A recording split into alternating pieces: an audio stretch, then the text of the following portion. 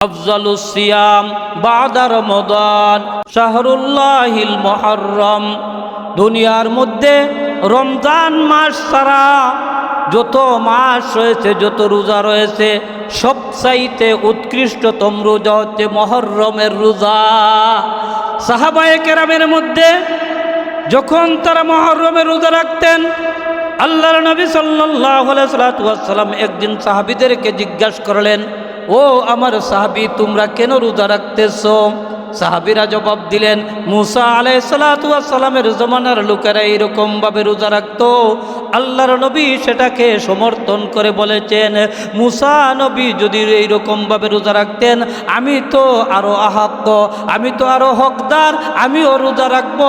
তবে তোমরা জানিয়া রাখো, বনি ইসরাইলের লোকেরা একটা রোজা রাখতো, আমার উম্মতদেরকে আমি হুকুম দিব তারা যেন দুইটা রোজা রাখে।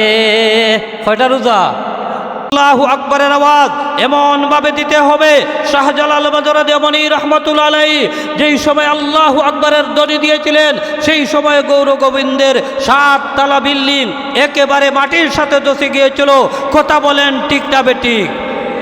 অতএব আল্লাহু আকবারের আওয়াজ দিতে আমরা কৃপণতা করব না। আজকে যদি মসজিদের ভিতর থেকে আল্লাহু আকবারের আওয়াজ দিতে পারেন, আমার বিশ্বাস এই কদুপুর নয়, অত্র এলাকা থেকে শয়তান বিতাড়িত হতে বাধ্য হয়ে যাবে। কথা বলেন ঠিক না বেঠিক? যাই হোক, আপনারা জানেন আজকের ওয়াজ ও মাহফিল আশুরা উপলক্ষে, সেই জন্য আশুরাকে সামনে নিয়েই আজকের আলোচনা হবে।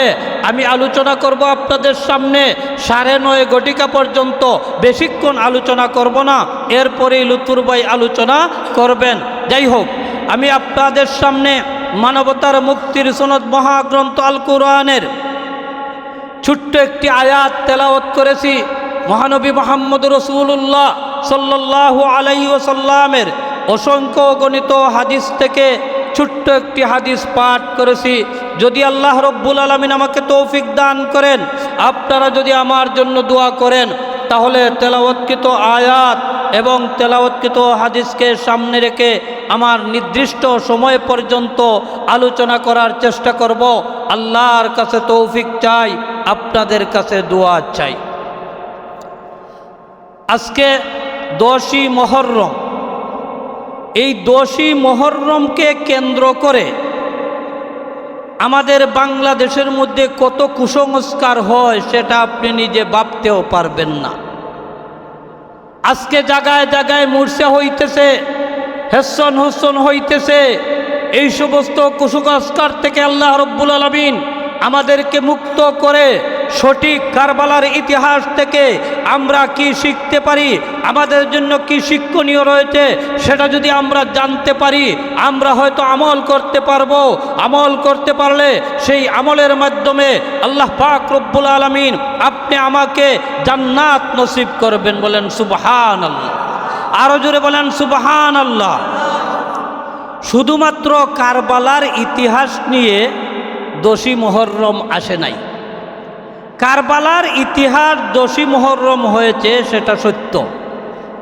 কিন্তু দুনিয়ার সূচনা লগ্ন থেকে কিয়ামত পর্যন্ত পৃথিবীর বুকে যত বড় বড় ঘটনা উল্লেখ হয়েছে, প্রত্যেকটি ঘটনা মুহররমের 10 তারিখ হয়েছে।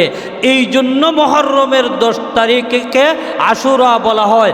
সেই আশুরার সময় যদি কোনো মানুষ রোজা রাখতে পারে, আল্লাহর নবী সাল্লাল্লাহু আলাইহি ওয়াসাল্লাম বলেন, আফজালুস সিয়াম বাদা রমাদান শাহরুল্লাহিল মুহররম। দুনিয়ার মধ্যে রমজান মাস ছাড়া যত মাস রয়েছে, যত রোজা রয়েছে, সবচাইতে উৎকৃষ্টতম রোজা হচ্ছে মুহররমের রোজা। সাহাবায়ে কেরামের মধ্যে যখন তারা মুহররমের রোজা রাখতেন, আল্লাহর নবী সাল্লাল্লাহু আলাইহি ওয়াসাল্লাম একদিন সাহাবীদেরকে জিজ্ঞাসা করলেন, ও আমার সাহাবী, তোমরা কেন রোজা রাখতেছো? সাহাবীরা জবাব দিলেন, মুসা আলাইহিস সালাতু ওয়াস সালামের জমানার লোকেরা এইরকমভাবে রোজা রাখতো। আল্লাহর নবী সেটাকে সমর্থন করে বলেছেন, মুসা নবী যদি এইরকমভাবে রোজা রাখতেন, আমি তো আরো আহাক্ক, আমি তো আরো হকদার, আমিও রোজা রাখবো। তবে তোমরা জানিয়া রাখো, বনি ইসরাইলের লোকেরা একটা রোজা রাখতো, আমার উম্মতদেরকে আমি হুকুম দিব তারা যেন 2টা রোজা রাখে। কয়টা রোজা? 2টা। যারা আজকে রাখছেন, আজকে তো শুক্রবার গেছে, আজকে 10ই মুহররম, যারা আজকে রাখছেন আগামীকালকেও রাখবা, অথবা যারা বৃহস্পতিবারে রাখছেন আজকেও রাখছেন, লাগা লাগা 2টা রাখলেই হবে। এটা কেন? আল্লাহ রসুল সাল্লাল্লাহু আলাইহি সাল্লাম বলেন, খালিফুল ইয়াহুদ ওয়ান নাসারা, ইহুদ এবং নাসারাদের বিরোধিতা করতে হবে। মুসলমানরা কোনোদিন সেটা চায় না, মুসলমানদের সাথে ইহুদি খ্রিস্টানরা কখনো ঐক্যবদ্ধ হবে না। আজকে আমরা মুসলমান হয়ে দেখা যায় ইহুদিদের কালচার আমাদের মধ্যে, আর্জেন্টিনার কালচার, ব্রাজিলের কালচার, এই রকমভাবে হাজারো ইহুদি খ্রিস্টানদের কালচার আমাদের মধ্যে রয়েছে। আজকে আমাদের নবীগঞ্জের মধ্যে কলিমা পতাকা উড্ডয়ন করে আল্লাহ ছাড়া আর কোনো মাবুদ নাই, সেই পতাকা দিয়ে আমরা মিছিল করে আসছি। সেই রকমভাবে আপনি মিছিল করতে হবে। আপনি মুসলমান, আমি মুসলমান, ইহুদি খ্রিস্টান আমাদের আদর্শ হতে হবে না। আমাদের আদর্শ হবে একমাত্র আমাদের নবী মুহাম্মদ রাসূলুল্লাহ সাল্লাল্লাহু আলাইহি ওয়াসাল্লাম। কথা বলেন ঠিক না বেঠিক? এই জন্য সেই দিকেও আমরা চিন্তা ফিকির করতে হবে, আমার ইমান যাতে না চলে যায় এমন কালচারের সাথে আমি সংযুক্ত হব না। এবারে আসেন, আর 10ই মুহররম কী কী ঘটনা ঘটেছে আমি কয়েকটি উল্লেখযোগ্য ঘটনার কথা আপনাদেরকে বলবো। তারপরেই সরাসরি কারবালার ময়দানে কিভাবে হুসাইন রাদিয়াল্লাহু তাআলা যুদ্ধ করেছিলেন সেই ঘটনাটা উল্লেখ করব। দুনিয়াকে আল্লাহ রাব্বুল আলামিন যেদিন নাকি সৃষ্টি করেছিলেন সেদিনের নামও ছিল 10ই মুহররম। চিল্লাইয়া বলেন সুবহানাল্লাহ। হযরত আদম আলাইহিস সালাতু ওয়াস সালাম এবং হযরতে হাওয়া আলাইহিস সালাতু ওয়াস সালাম, এই দুইজনকে যেদিন আল্লাহ সৃষ্টি করেছিলেন, সৃষ্টি করার পরে বেহেশতের মধ্যে আল্লাহ রব্বুল আলামিন তাদেরকে বসবাস করার অনুমতি দিয়েছিলেন। সেই দিনের নামও ছিল মুহররমের 10 তারিখ। দেখবেন কত বড় বড় ঘটনা মুহররমের 10 তারিখ হয়েছে। আদম আলাইহিস সালাতু ওয়াস সালামকে আল্লাহ রাব্বুল আলামিন যখন হুকুম দিলেন, ওয়ালা তাকরাবা হাযিহিস শাজারা ফাতাকুনা মিনাজ জালিমিন, হে আদম তুমি অমুক গন্ধম গাছের কাছেও যাইও না, অমুক গাছের পাশেও যাইও না। আদম আলাইহিস সালাতু ওয়াস সালাম সেই গাছের পাশে যাওয়ার পরে শয়তানের প্রলোভনে আদম আলাইহিস সালাতু ওয়াস সালাম বলে গিয়ে সেই গন্ধম খাওয়ার কারণে আমার আল্লাহ রব্বুল আলামিন হযরতে আদম এবং হাওয়া আলাইহিস সালাতু ওয়াস সালামকে বেহেশত থেকে বাহির করে দুনিয়ার মধ্যে পাঠিয়েছিলেন। যেই দিন দুনিয়ার মধ্যে পাঠিয়েছিলেন সেই দিনের নামও ছিল মুহররমের 10 তারিখ। আরো জোরে বলেন না সুবহানাল্লাহ। এখন আদম আলাইহিস সালাতু ওয়াস সালাম এবং হাওয়া আলাইহিস সালাতু ওয়াস সালাম তারা প্রায় 350 বৎসর পর্যন্ত একে অন্য থেকে আলাদাভাবে ছিলেন। অবশেষে 350 বৎসর পরে আল্লাহ পাক রব্বুল আলামিনের হুকুমে তারা দুজন আবার আরফার ময়দানে একত্রিত হয়েছেন। বলেন সুবহানাল্লাহ। আরফার ময়দানে যখন একত্রিত হয়েছেন, একে অন্য যখন মিলিত হয়েছেন 350 বৎসর পরে যেদিন নাকি আরফার মধ্যে পরিচয় হয়েছিল, নতুনভাবে একে অন্য দেখা হয়েছিল, সেই দিনের নামও ছিল মুহররমের 10 তারিখ। দেখেন কত বড় বড় ঘটনা মুহররমের 10 তারিখ উল্লেখ হয়েছে। শুধু তাই নয়, হযরতে নূহ আলাইহিস সালাতু ওয়াস সালাম যেই দিন নাকি আল্লাহ রব্বুল আলামিনের কাছে বলেছিলেন, হে মহান রব্বুল আলামিন, আমি তো প্রায় 950 বৎসর তোমার দিকে, হে আল্লাহ তোমার দিকে মানুষকে আহ্বান করেছি, কিন্তু গোটা কয়েকজন মানুষ ছাড়া কেউ আমার কথা মানতে পারে না, কোনো মানুষই আমার কথা মানে না। মুসা আলাইহিস সালাতু হযরতে নূহ আলাইহিস সালাতু ওয়াস সালাম আল্লাহর কাছে বদ্ধ করলেন, আল্লাহ গো, ওই সমস্ত জাতিকে তুমি তোমার কুদরতিভাবে ধ্বংস করিয়া দাও। এরা যখন আমার কথা মানে না, তে আপনি আপনার কুদরতিভাবে তাদেরকে ধ্বংস করে দাও। আল্লাহ পাক রব্বুল আলামিন বললেন, ঠিক আছে, তুমি একটা নৌকা বানাও, একটা কিস্তি বানাও, আর এই কিস্তি বানানোর পরে প্রত্যেক জোড়া এক এক জোড়া করে এই কিস্তির মধ্যে তুলবে। যখন আমি আল্লাহ প্লাবন দিব, নূহ আলাইহিস সালাতু ওয়াস সালামের জমানায় যখন তুফান দিব, এই নৌকার মধ্যে যারা উঠবে, কিস্তির মধ্যে যারা উঠবে, তারাই নাজাত পাবে, আর কেউই নাজাত পাবে না। একবারে আসমানও গিয়া কিতা লাগি গেছে, পানি একবারে আসমানও গিয়া উঠে গেছে। এখন যদি বন্যা ইয়া গাছের আঘাত উঠে যায়, তাহলে কয়জন মানুষ বাঁচব? সেই সময়ের বন্যা আসমানকে উঠেছিল। সেই সময় হযরতে নূহ আলাইহিস সালাতু ওয়াস সালাম ওনার কলিজার টুকরা ওনার ছেলে কেনানকে সম্বোধন করে বলেছিলেন, ও কেনান, তুমি তো আমার সন্তান, তুমি মরে যাবে, তুমি ধ্বংস হয়ে যাবে, তুমি জাহান্নামে যাবে, সেটা তো আমি নূহ সহ্য করতে পারবো না। তাহলে আসো আসো, তুমি আমার নৌকায় উঠো, আমার কিস্তিতে উঠো।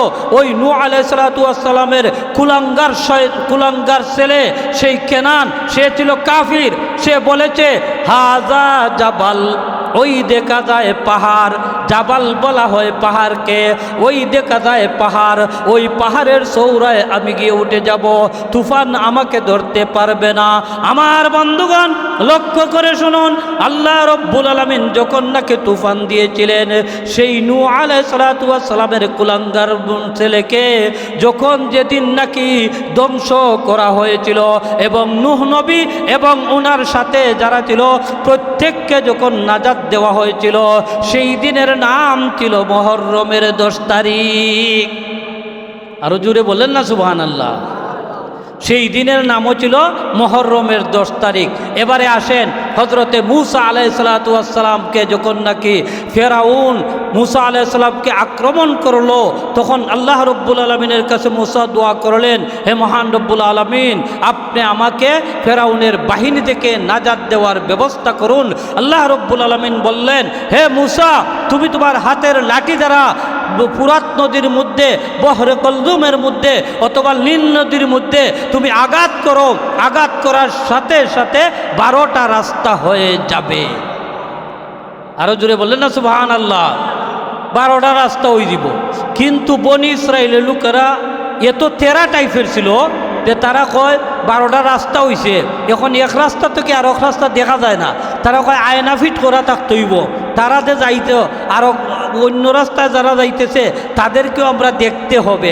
দেখিয়া দেখিয়া মূসা আলাইহিস সালাম যে যাইতেছেন, তো ওনাকেও আমরা দেখতে হবে, এরপরে আমরা নদী পার হতে পারবো। এই বনি ইসরাইলের লোকদের জন্য আল্লাহ রব্বুল আলামিন মূসা আলাইহিস সালামের লাঠির আঘাতে 12টা রাস্তা নির্মাণ করে দিয়েছিলেন। যেই দিন নির্মাণ করে মূসা আলাইহিস সালাতু ওয়াস সালাম এবং ওনার সাথীদেরকে নীল নদী পার করিয়া এনেছিলেন, এবং ফেরাউন এবং তার দলবল সহ যারা এই নদীর মধ্যে নিক্ষেপ হওয়ার পরে পানি দ্বারা আল্লাহ ডুবাইয়া মেরেছিলেন। যেই দিন ফেরাউনকে আল্লাহ ডুবাইয়া মেরেছিলেন, মূসা নবীকে আল্লাহ নাজাত দিয়েছিলেন, সেই দিনের নাম ছিল মুহররমের 10 তারিখ। কত বড় বড় ঘটনা। শুধু তাই নয়, হযরতে ইব্রাহিম আলাইহিস সালাতু ওয়াস সালাম, নমরুদ যখন তাকে ইব্রাহিম আলাইহিস সালাতু ওয়াস সালামকে তার অগ্নিকুণ্ডের মধ্যে নিক্ষেপ করলো, অগ্নিকুণ্ডের মধ্যে নিক্ষেপ করার পরে সেই অগ্নিকুণ্ড যখন ইব্রাহিম আলাইহিস সালাতু ওয়াস সালামকে জ্বালাইতে পারে নাই, সে সময় নমরুদ অগ্নিকুণ্ডকে সম্বোধন করে বলেছিল, হে আগুন, তুমি কি তোমার জ্বালানি শক্তি ভুলে গেছো? আগুনের স্বভাব হলো মানুষের জ্বালাইয়া পুরাইয়া ছাই ছাই করে দেওয়া। হে আগুন, তুমি কি তোমার জ্বালানি শক্তি ভুলে গিয়েছো? আগুনের জবান আল্লাহ রব্বুল আলামিন খুলে দিয়েছেন।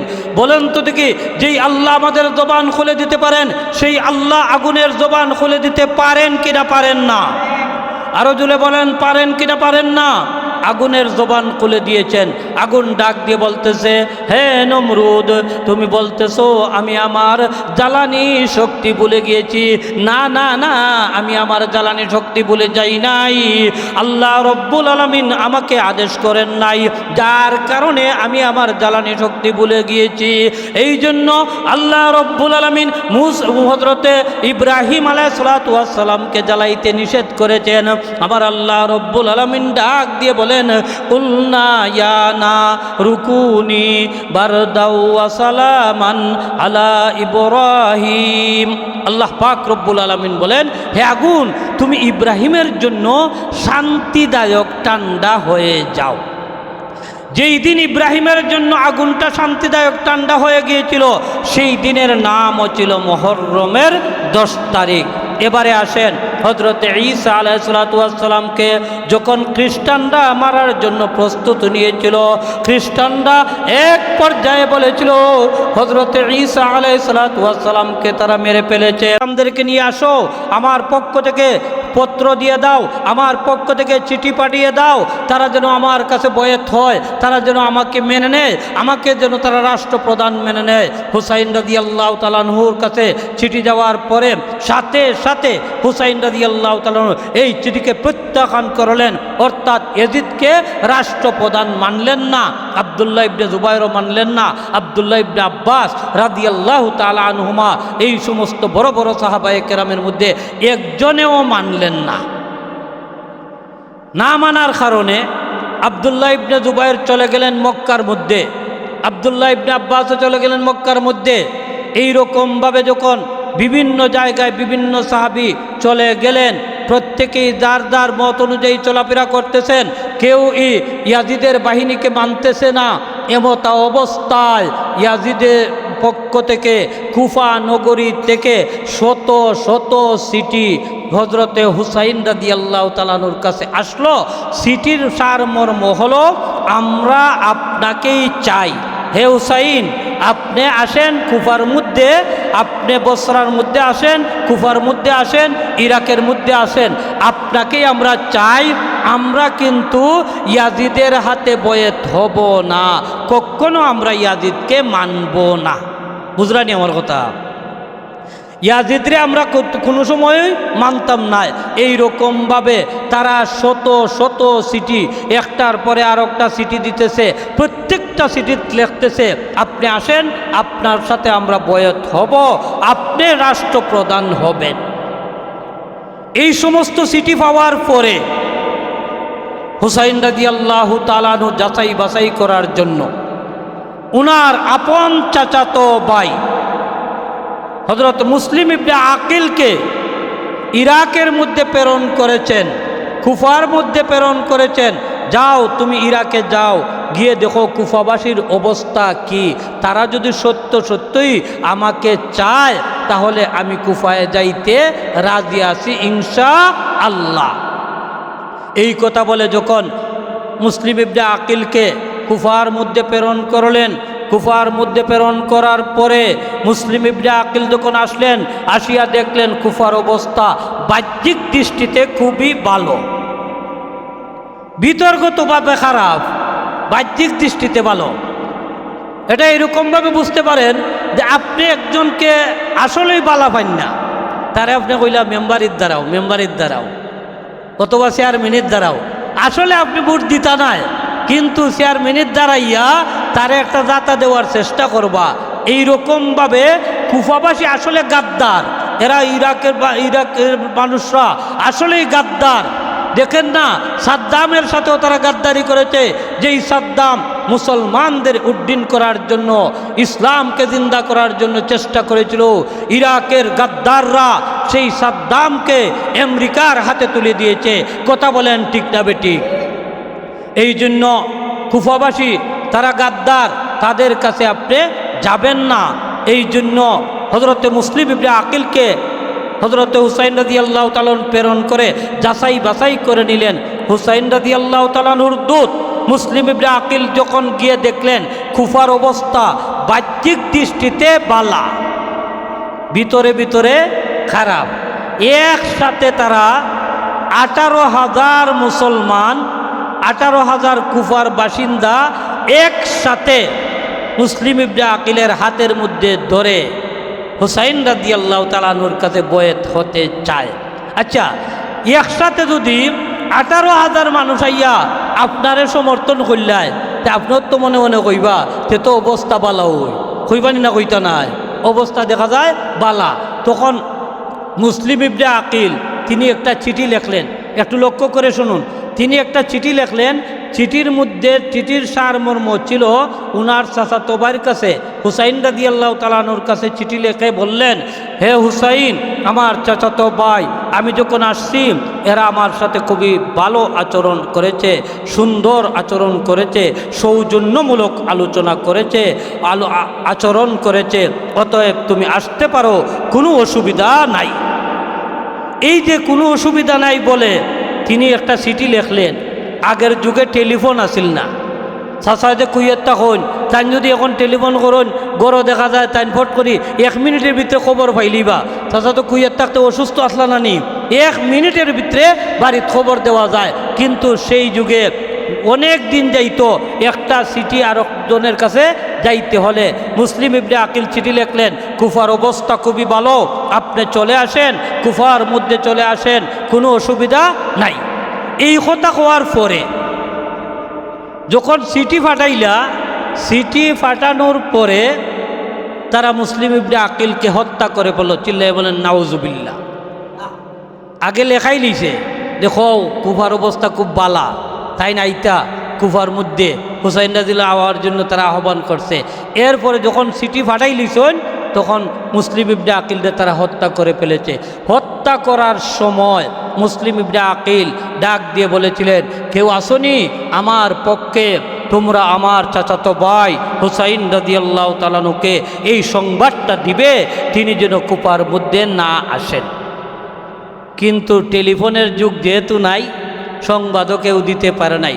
এদিকে হুসাইন রাদিয়াল্লাহু তাআলা আনহু ওনার দলবল সহকারে 72 জন মুসলমানকে সাথে নিয়ে, এর মধ্যে 40 জন পুরুষ ছিলেন আর বাকিরা ছিলেন নারী এবং শিশু, সর্বমোট 72 জনকে নিয়ে তিনি কারবালার প্রান্তরের দিকে রওনা হয়ে গেলেন। কারবালার প্রান্তরে যখন আসলেন, আসার পরে তিনি সংবাদ পেলেন উনার চাচাতো ভাই মুসলিম ইবনে আকিলকে তারা হত্যা করে ফেলেছে। তখন তিনি তাদের সাথে সাক্ষাৎ করার পরে, উবাইদুল্লাহ ইবনে জিয়াদের সাথে সাক্ষাৎ করার পরে উবাইদুল্লাহ ইবনে জিয়াদকে অন্য একটা মুসলমানের রাষ্ট্রের মধ্যে যেতে দেও, আর 3 নম্বরে হলো এজিদের সাথে আমাকে সাক্ষাৎ করতে দাও। এই 3টা প্রস্তাব তারা দিল। 3টা প্রস্তাব দেওয়ার পরে তারা একটা প্রস্তাবও মানল না। অবশেষে হুসাইন রাদিয়াল্লাহু তাআলা আনহু বললেন, তাহলে আমার কোনো করার নেই, দেওয়ালে যখন মানুষের পিঠ লেগে যায় তার আর কিছুই করার থাকে না। হুসাইন রাদিয়াল্লাহু তাআলা আনহু বললেন, তোমরা যখন আমাকে মেরেই ফেলবে, আমি আমার স্ত্রীর কাছ থেকে বিদায় নিয়ে আসব। স্ত্রীর কাছ থেকে যখন বিদায় নিয়ে আসার জন্য গেলেন, উনার স্ত্রী ডাক দিয়ে বলতেছেন, হে আমার আদরের স্বামী, আমি আপনাকে বিদায় দিতে কোনো অসুবিধা নাই, কিন্তু একটা কথা জানিয়ে রাখেন, আপনার কলিজার টুকরা আলী আসগর কয়েক মাসের বাচ্চা পানির জন্য ছটফট করতেছে। ফুরাত নদী থেকে তাদের কাছ থেকে অনুমতি নিয়ে পানি পান করানোর ব্যবস্থা করেন। হযরতে হুসাইন রাদিয়াল্লাহু তাআলা আনহু ছেলেটাকে সাথে নিয়ে হাতের মধ্যে ধরে আসিয়া ওই সমস্ত মানুষকে সম্বোধন করে বললেন, হে ইয়েজিদের বাহিনীরা, তোমরা জানিয়ে রাখো আমার শিশু বাচ্চা পানি পান করতে পারে নাই, তোমরা যদি অনুমতি দান করো ফুরাত নদী থেকে আমি পানি পান করাবো। এই সমস্ত ইয়াজিদের বাহিনীরা এত নিষ্ঠুর হয়েছে, সাথে সাথে তীর নিক্ষেপ করে হুসাইন রাদিয়াল্লাহু তাআলা আনহুর মাসুম বাচ্চাটাকে তারা নিহত করে দিয়েছে। চিল্লাইয়া বলেন নাউজুবিল্লাহ।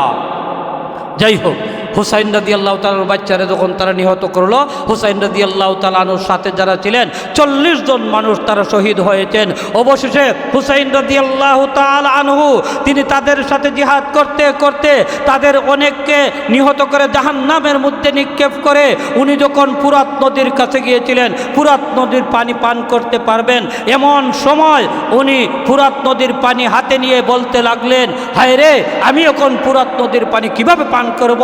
40 জন মুসলমান পান করতে পারে নাই, আমার ছোট্ট বাচ্চাটাও পান করতে পারে নাই, এই জন্য আমি কখনো পান করতে পারি না।